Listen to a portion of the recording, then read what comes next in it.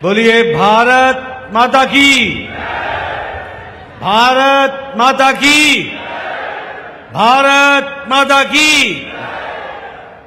आज के इस जनसभा में मंच पर उपस्थित हमारे जिला के अध्यक्ष श्री रंगा किरण जी, हमारे ओबीसी मोर्चा के राष्ट्रीय अध्यक्ष और राज्यसभा में मेरे साथी श्री के लक्ष्मण जी, हमारे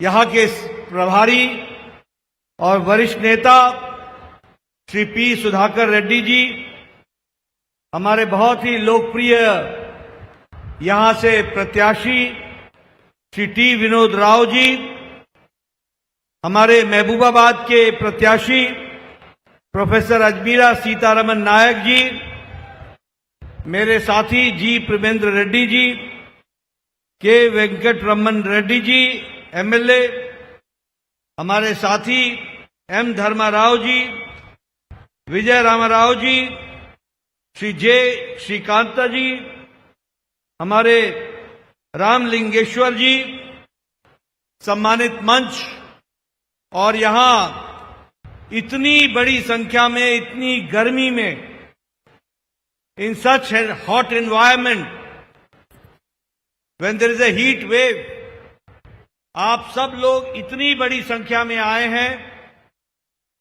सबसे पहले तो आप सबका स्वागत। I welcome all of you. और ये मुझे आपका उत्साह, आपका जोश, आपका उमंग, ये मुझे तय कर रहा है और बता रहा है कि आपने टी विनोद राव जी को और अजमीरा सीतारमन नायक जी को दिल्ली चुनाव जिताकर भेजने का मन बना लिया है। ఈ రోజు మండుటెండను లెక్క చేయకుండా భారీ సంఖ్యలో తరలి వచ్చేటువంటి సోదరి సోదరులకు స్వాగతం చేస్తూ ఈ యొక్క ఉత్సాహము, మీ యొక్క ఆలోచన, మీ యొక్క ఉరుకులు పరుగులు చూస్తే ఈ యొక్క ఎన్నికల్లో వినోద్ రావు గారిని, అదేవిధంగా అజ్మీరా మరి సీతారాం నాయక్ గారిని గొప్ప విజయాన్ని చేకూరుస్తారని చెప్పేసి నేను భావిస్తున్నాను। मित्रों, जब मैं यहां पर आया हूं तो सीताराम चंद्र स्वामी मंदिर को, जो यहां का अयोध्या समझा जाता है, दक्षिण का अयोध्या समझा जाता है, ऐसे श्री सीतारामचंद्र मंदिर को मैं नमन करता हूं और आशीर्वाद लेकर के अपनी बात को प्रारंभ करता हूं। నేను రోజు ఇక్కడ తరలి వచ్చినప్పుడు ముఖ్యంగా అటుపక్క అయోధ్య శ్రీరాముని యొక్క మందిరం, ఇంకొక పక్క దక్షిణ కాశీగా, దక్షిణ అయోధ్యగా పేరు పొందినటువంటి శ్రీ సీతారామచంద్ర వారి ఆలయాన్ని నేను దర్శించుకోలేకపోయినా ఇక్కడి నుంచి వారికి సాష్టాంగ నమస్కారం చేస్తున్నాను। मैं जमालपुर वेंकटेश्वर स्वामी मंदिर में विराजमान बालाजी भगवान को भी मैं नमन करके अपनी बात को प्रारंभ करता हूं। అదే ప్రకారంగా ఈ యొక్క ప్రాంతానికి వచ్చినప్పుడు తప్పనిసరిగా బాలాజీ శ్రీ వెంకటేశ్వర స్వామి వారికి ఇక్కడి నుంచి నేను వారికి సొంతంగా నేను సంస్కరిస్తున్నాను, వారిని పూజిస్తున్నాను। मित्रों, चुनाव का समय है। This is the time of election.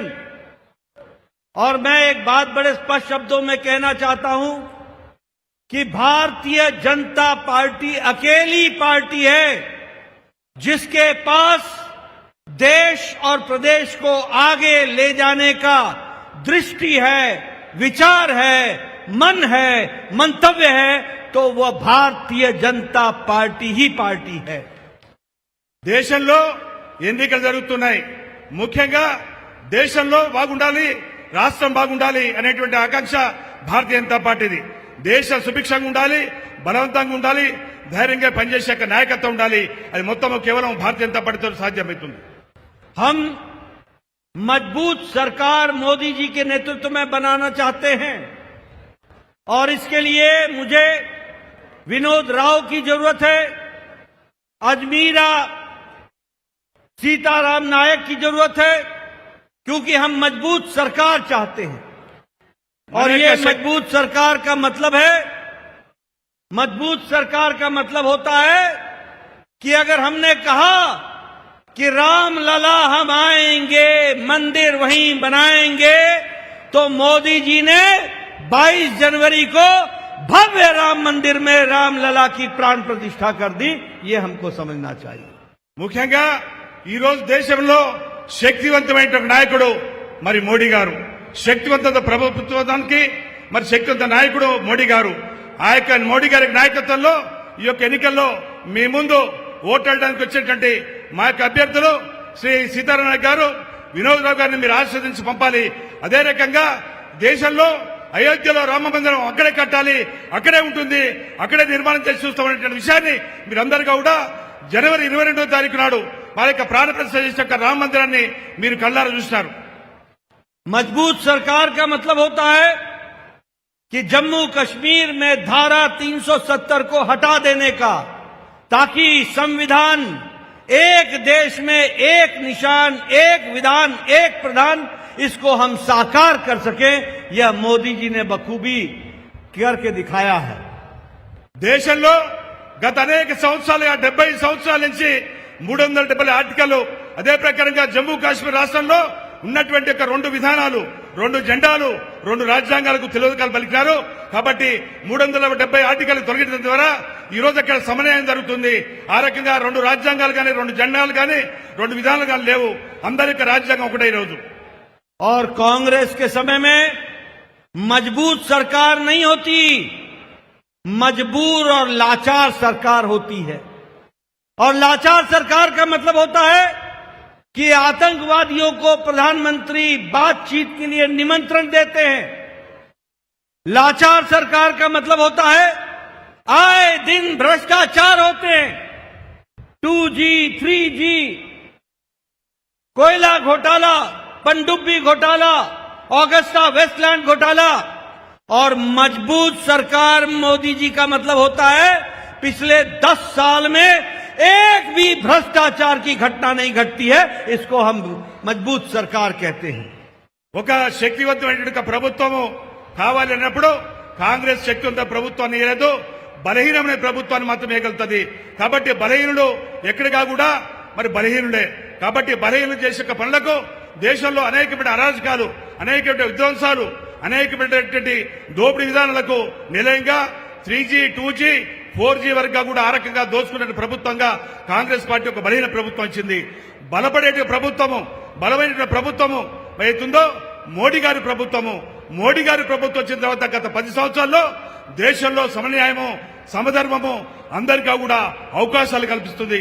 అదే శక్తివంతమైన ప్రభుత్వము, అదే మోడీ గారి ప్రభుత్వం. मजबूत सरकार का मतलब होता है आदिवासी भाइयों की चिंता करना।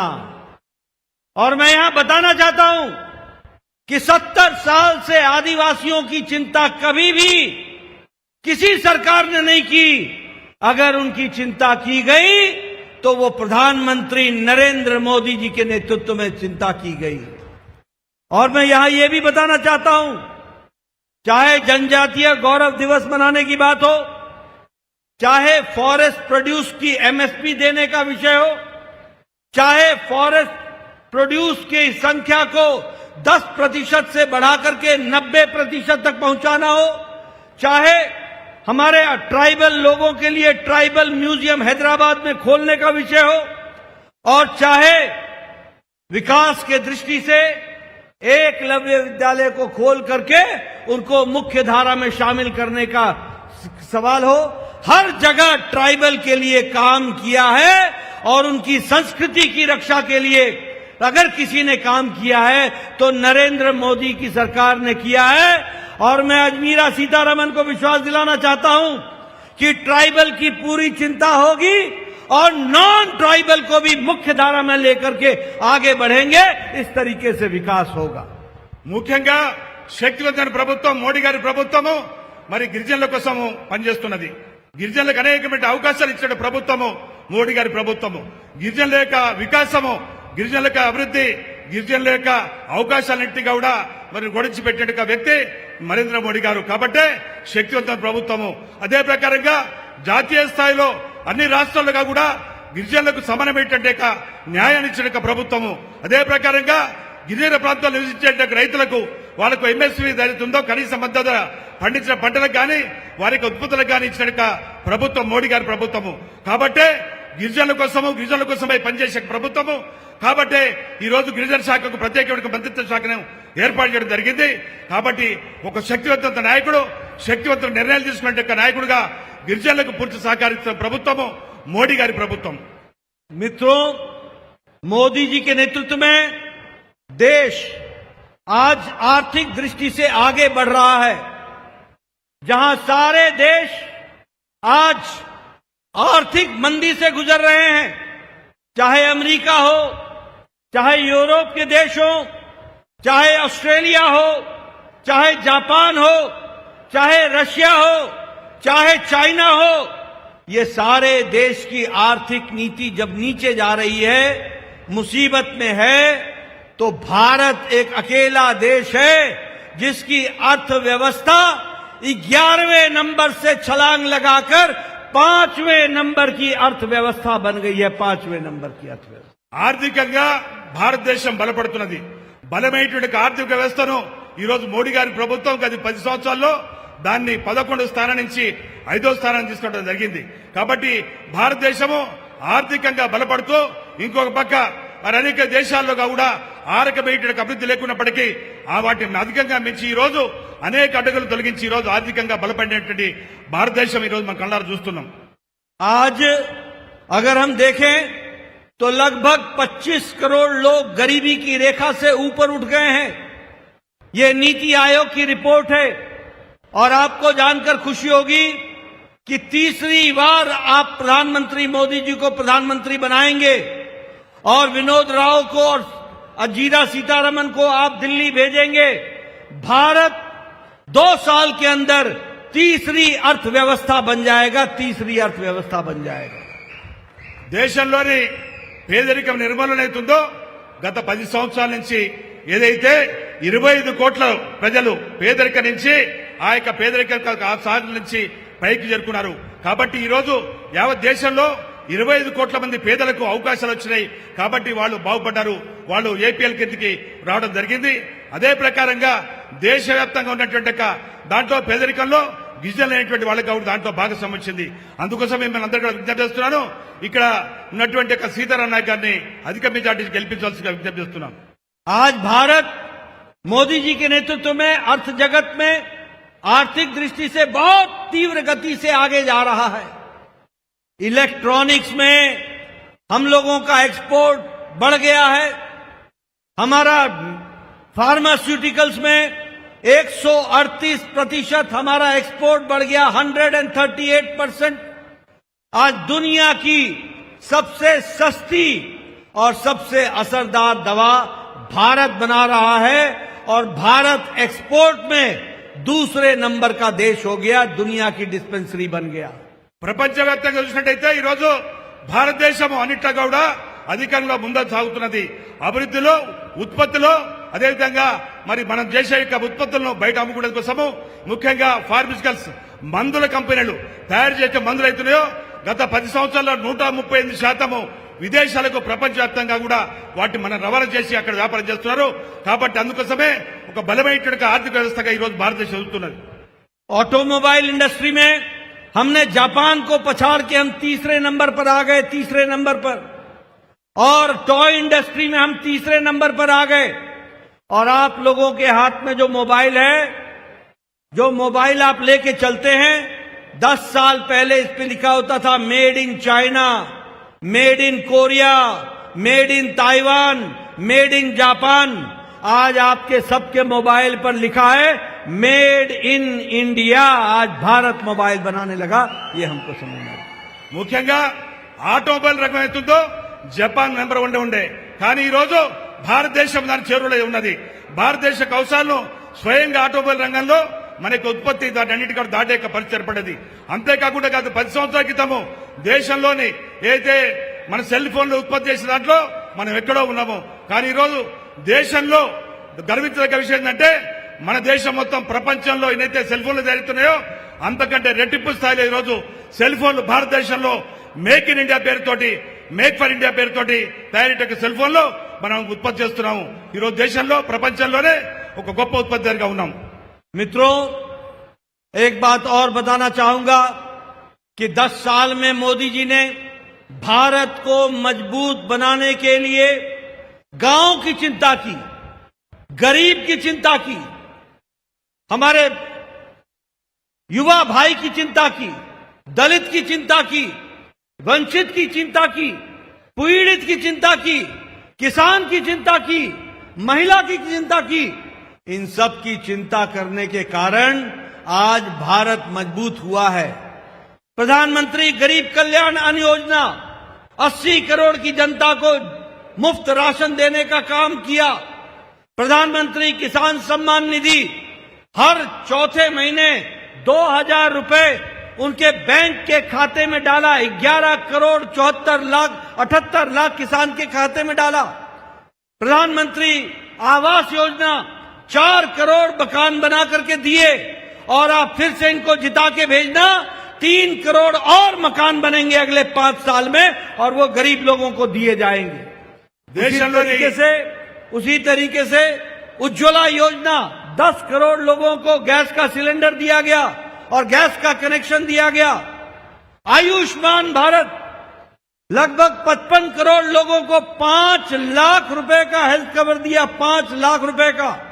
और मैं यहां बताना चाहता हूं सबको, आप नोट कर लीजिए, आपने हमारे सीतारमन नायक को भेजना, विनोद राव को भेजना, इनको चुनाव जिताना. मोदी जी ने तय किया है इस देश में 70 साल से 70 ईयर्स से ऊपर का कोई भी बुजुर्ग और कोई भी माता जो भी होगी उसको हर साल गंभीर बीमारी के इलाज के लिए हर साल 5 लाख रुपए का आयुष्मान भारत में कवर दिया जाएगा. ముఖ్యంగా దేశంలో అనేకమైన మార్పులు వస్తున్నాయి.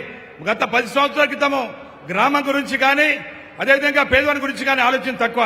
కానీ ముఖ్యంగా మోడీ గారు గత 10 సంవత్సరాల కాలంలో పల్లెటూరు గురించి, మరి అదేవిధంగా పేదవాని గురించి, యువకుల గురించి, మహిళల గురించి, రైతుల గురించి, ఏదైతే ఉత్పత్తిదారులు వాళ్ళ గురించి ఆలోచించేట గొప్ప నాయకుడు. కాబట్టే ఈరోజు దేశవ్యాప్తంగా అనేకమైన మార్పులు జరుగుతున్నాయి.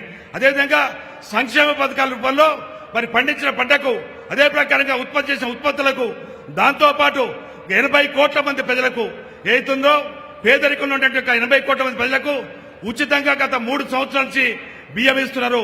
రాబోయే 5 సంవత్సరాలు కూడా ఇచ్చడం కోసం ఏర్పాటు చేశారు. దాంతోపాటు 70 ఏళ్లు పైబట్టేటువంటి తల్లులకు, అన్నులకు కూడా మరి ఆయుష్మాన్ భారత్ పథకం కింద ఏతుందో 5 లక్షల రూపాయలు వాళ్లకు కావాల్సిన సహాయాన్ని అందించడం జరుగుతున్నది. ఆ రకంగా ఆయుష్మాన్ భారత్ ను పేదవాళ్లకు, పెద్దవాళ్లకు అందించే కార్యక్రమాన్ని మోడీ గారు కొనసాగిస్తున్నారు. अगले 5 साल में गैस का कनेक्शन अब सिलेंडर से नहीं मिलेगा, घर तक पाइप लाई जाएगी और पाइप से गैस का कनेक्शन मिलेगा. इस तरीके की व्यवस्था की जाएगी. अगले 5 साल में भारत दाल में और तेल में, दलहन में और तेल में भारत आत्मनिर्भर हो जाएगा. और अगले 5 साल में विकास के दृष्टि से ये श्री अन्न में भारत सबसे बड़ा मार्केट बन जाएगा. इस तरीके से मोदी जी के नेतृत्व में विकास का काम चल रहा है. రాబోయే 5 సంవత్సరాల్లో మరి మోడీ గారి ప్రభుత్వం ఒక ఆలోచన చేసింది. ఈ రోజు సిలిండర్ ద్వారా దాదాపుగా దేశంలోని మరి ముఖ్యంగా 7 కోట్ల కుటుంబాలకు ఉచితంగా గ్యాస్ కనెక్షన్ ఇచ్చినారు. రాబోయే రోజుల్లో ఈ సిలిండర్ యొక్క వ్యవస్థ అనేది ఉండదు. పైపు కొట్టడం ద్వారా ప్రతి ఇంటికి కూడా గ్యాస్ అందించి తద్వారా అందరికీ కూడా సేవ చేసే కార్యక్రమాన్ని మోడీ గారి ప్రభుత్వం చేపట్టింది. అది కొనసాగుతుంది. రాబోయే 5 సంవత్సరాల్లో అది పూర్తి చేస్తుంది. मित्रों, मोदी जी ने तेलंगाना को विशेष रूप में अपना समझा है. ये कांग्रेस के जमाने में, ये यूपीए के जमाने में जो टैक्स में आपको हिस्सा मिलता था वो हिस्सा 3 गुना बढ़ा दिया गया है. और इसके साथ साथ आपको जो ग्रांट इन एड, जो आपको आर्थिक दृष्टि से मदद मिलती थी, वह भी 3 गुनी बढ़ा दी गई है. स्मार्ट सिटी में वारंगल और करीमनगर को जोड़ लिया गया है और 2700 करोड़ रुपए उसके लिए रखे गए हैं. साथ ही सबसे बड़ी बात है कि पीएम प्रधानमंत्री मित्र टेक्सटाइल पार्क ककातिया में उसको भी शुरू किया जा रहा है। रेलवे के ट्रैक के लाइन के लिए आपके बजट को बढ़ा दिया गया है और सिकंदराबाद महबूबनगर के प्रोजेक्ट के लिए इलेक्ट्रिफिकेशन के लिए 1410 करोड़ रुपए रखे गए हैं और विकास का काम चल रहा है। ముఖ్యంగా దేశంలో అనేకమైనటువంటి అభివృద్ధి కార్యక్రమాలు చోటు చేసుకుంటున్నారు. ముఖ్యంగా తెలంగాణ విషయం వచ్చినప్పుడు అనేకమైన విషయాల్లో భారతీయ జనతా పార్టీ ప్రభుత్వము, మోడీ గారి ప్రభుత్వము వేలాది లక్షల కోట్ల రూపాయల యొక్క సహాయాన్ని అందిస్తుంది. ముఖ్యంగా గత 10 సంవత్సరాల క్రితం ఉన్నటువంటి మార్పు అవుతుందో ఈ రోజు పెద్ద ఎత్తున తెలంగాణ లోపడుతుంది. పెద్ద ఎత్తున మార్పు వచ్చింది. 3 అంతలు ఆర్థిక సహాయాన్ని పెంచడం జరిగింది. మోడీ గారు వచ్చిన తర్వాత ఏదైతుందో రాష్ట్రానికి 3 అంతలు ఆర్థిక సహాయం అందడం జరుగుతున్నది. మరి కాంగ్రెస్ ప్రభుత్వంలో కేవలం మాటలకే సరిపోయింది తప్పితే చేతలు కాలేదు. ముఖ్యంగా ఏదైతే స్మార్ట్ సిటీ యోజన గాని వరంగల్, కరీంనగర్, సిద్దిపేట గాని వేలాది కోట్ల రూపాయలు దాదాపుగా 2500 కోట్ల రూపాయలు కేంద్ర ప్రభుత్వం ద్వారా మంజూరు చేయడం జరిగింది. అంతేకాదు గ్రాంట్ నేడు కింద అనేకమైన సంస్థలకు వేలాది కోట్ల రూపాయలు అందించడం జరిగింది. దాంట్లో ఉదాహరణకు సికింద్రాబాద్ రైల్వే స్టేషన్ గాని మహబూబ్నగర్ రైల్వే స్టేషన్ గాని దాదాపుగా 10,000 కోట్ల రూపాయలు వెచ్చించడం జరుగుతున్నది. भारतमाला में Hyderabad Indore economic corridor, Surat Chennai economic corridor, Hyderabad Panaji economic corridor और हैदराबाद विशाखापट्टनम इकोनॉमिक कॉरिडोर, इससे आज तेलंगाना के विकास में अभूतपूर्व परिवर्तन आएगा और उसको आगे बढ़ाने का काम किया जाएगा। मैं यहां ये भी बताना चाहता हूं कि जो नागपुर विजयवाड़ा इकोनॉमिक कॉरिडोर है जिसका कंस्ट्रक्शन हो रहा है वह आपके इलाके के विकास के लिए बहुत मददगार सिद्ध होगा। मैं जब ये सारी बातें आपसे कर रहा हूं तो इससे पहले एक बात और करना चाहता हूं।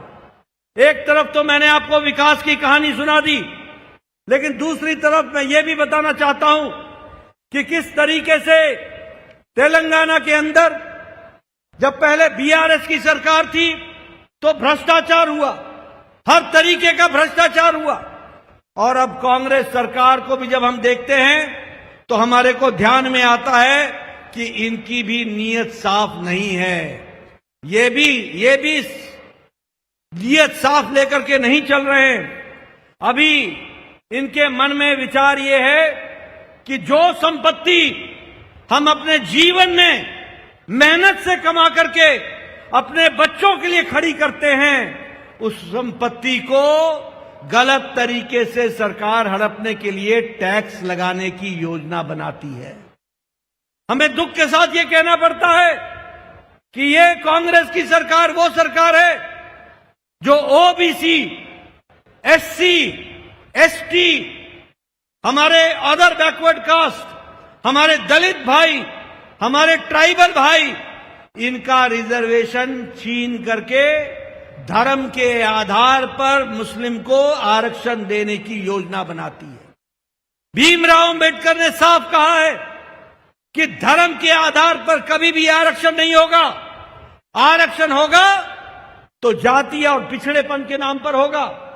लेकिन ये कांग्रेस पार्टी के लोग आज इस बात के लिए प्रयास कर रहे हैं।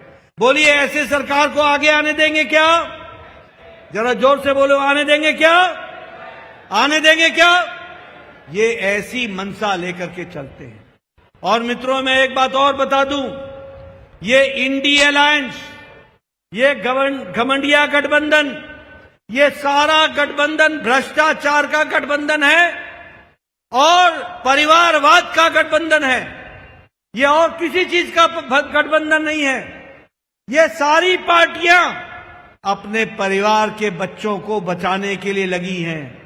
ये सारी पार्टियां भ्रष्टाचारियों को बचाने के लिए लगी हुई हैं।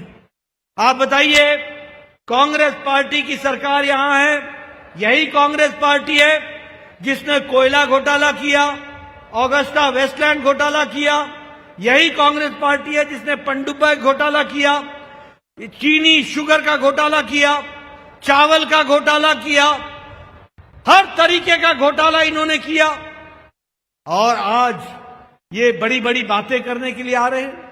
आप बताइए, लालू के पार्टी ने चारा घोटाला किया, अखिलेश की पार्टी ने घोटाला किया, ममता की पार्टी ने घोटाला किया, हमारे डीएमके की पार्टी ने घोटाला किया, हमारे बीआरएस, केसीआर, केटीआर, कविता, इन्होंने भी शराब का घोटाला किया।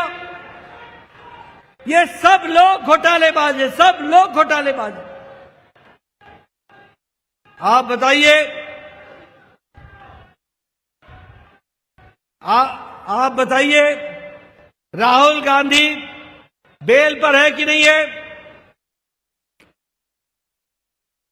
आप बताइए, राहुल गांधी बेल पर है कि नहीं है? मेरी बात का जवाब देना भाई, मेरी बात का जवाब देना। राहुल गांधी बेल पर है कि नहीं है? सोनिया गांधी बेल पर है कि नहीं है? आप बताइए, ये सभी लोग बेल पर हैं कि नहीं है? ये सब लोग बेल पर हैं। ये पी चिदम्बरम, ये कार्तिक चिदम्बरम, ये लालू यादव, ये जितने भी हैं, ये सभी के सभी बेल पर हैं। और आप बताइए, ये कविता जेल में है कि नहीं है? अरविंद केजरीवाल जेल में है कि नहीं है? आप बताइए, ये हमारे मनीष सिसोदिया जेल में है कि नहीं है? आप बताइए, ये सत्येंद्र जैन जेल में है कि नहीं है? ये सारे लोग या तो जेल में हैं या बेल पर हैं। ये सारे लोग भ्रष्टाचार है। इनको आपसे कोई लेना देना नहीं है, कोई लेना देना नहीं है। इनको लेना देना है तो अपने परिवार से लेना देना है और भ्रष्टाचार से बचने के लिए लड़ना है। ఈ రోజు కాంగ్రెస్ పార్టీ కుతంత్రాలతో కుట్రతోటి రాజకీయం చేస్తుంది. దాంట్లో ముఖ్యంగా ఈ రోజు ఏదైతే కుటుంబ పరిపాలన కొనసాగిస్తుందో కాంగ్రెస్ పార్టీ, కుటుంబం బాగుంటే దేశం బాగుంటుంది అనుకుంటుంది. కుటుంబంలో మరి అభ్యర్థులను తయారు చేసి ఒక్కొక్క కుటుంబం నుంచి నలుగురు ఆరుగురు నిలబెట్టే ప్రయత్నం చేస్తుంది. కాబట్టి దేశంలో అనేక రాజకీయ పార్టీలు ఇండియా రూపంలో వచ్చినాయి. లల్లు ప్రసాద్ కుటుంబంలో నలుగురు జైలు వేయించారు, ఆయన జైలు వేయించినాడు. మమతా బెనర్జీ మరి ఒక కుటుంబ పార్టీగా ఉన్నది. అదే ప్రకారంగా డిఎంకే పార్టీ కుటుంబ పార్టీగా ఉంది, టీఆర్ఎస్ పార్టీ కుటుంబ పార్టీగా ఉంది. కాబట్టి కాంగ్రెస్ పార్టీ కుటుంబ పార్టీని పెంచి పోషిస్తుంది. అదేవిధంగా రాజ్యాంగ విరుద్ధంగా ఏర్పాటు చేసినటువంటి ముస్లిం మైనారిటీ యొక్క రిజర్వేషన్ల ద్వారా ఎస్సీలను, బలహీన వర్గాలను, ఎస్టీలను లభించినట్టు రిజర్వేషన్లను కాజేసి తను అయితే ముస్లిం రిజర్వేషన్ కాపాడని కోరుకుంటుందో అది రాజ్యాంగ విరుద్ధము. కాబట్టి ఎస్సీ, ఎస్టీ, బీసీ, ఈబీసీ యొక్క ఏవైతున్నాయో రిజర్వేషన్లు కొనసాగుతాయి. ఇది భారతీయ జనతా పార్టీ మోడీ గారి యొక్క మాట. కాబట్టి దీని మీద రాజ్యాంగ వ్యతిరేకంగా కాంగ్రెస్ పార్టీ మాట్లాడుతుందో దాన్ని తప్పనిసరిగా సమాధాల్సిన అవసరం ఉంది. కాబట్టి కాంగ్రెస్ పార్టీ అవినీతి పార్టీగా అన్ని కుంభకోణాలకు నిలయంగా దేశంలో షుగర్ కుంభకోణం కావచ్చు, గోధుమలు కావచ్చు, బియ్యం కావచ్చు, హెలికాప్టర్ కుంభకోణం కావచ్చు, ఎన్ని కుంభకోణాలు దొరికితే అన్ని కుంభకోణాలకు సమాధానం ఒకటే, కాంగ్రెస్ పార్టీ. కుంభకోణాల పార్టీ కాంగ్రెస్ పార్టీ, కుటుంబ పార్టీ కాంగ్రెస్ పార్టీ. इसलिए मित्रों, मैं आपसे अपील करने आया हूं कि 13 तारीख को आपने अपना बहुमूल्य वोट इसी उंगली से आपने कमल का बटन दबाकर अंजीरा सीतारमन को जिताना है और इसके साथ साथ विनोद राव जी को भी आपने चुनाव जिता करके आपने दिल्ली भेजना है। बोलिए, भेजेंगे ना? जरा जोर से बोलो, भेजेंगे ना? भेजेंगे ना? बीजेपी को जिताएंगे ना? और आप मुझे विश्वास दिलाइए कि आप हमारे विनोद राव जी को जिताएंगे, अंजीरा सीतारमन जी को जिताएंगे, मोदी जी को तीसरी बार प्रधानमंत्री बनने के लिए पूरा योगदान करेंगे। बहुत बहुत धन्यवाद। जय भारत, जय तेलंगाना।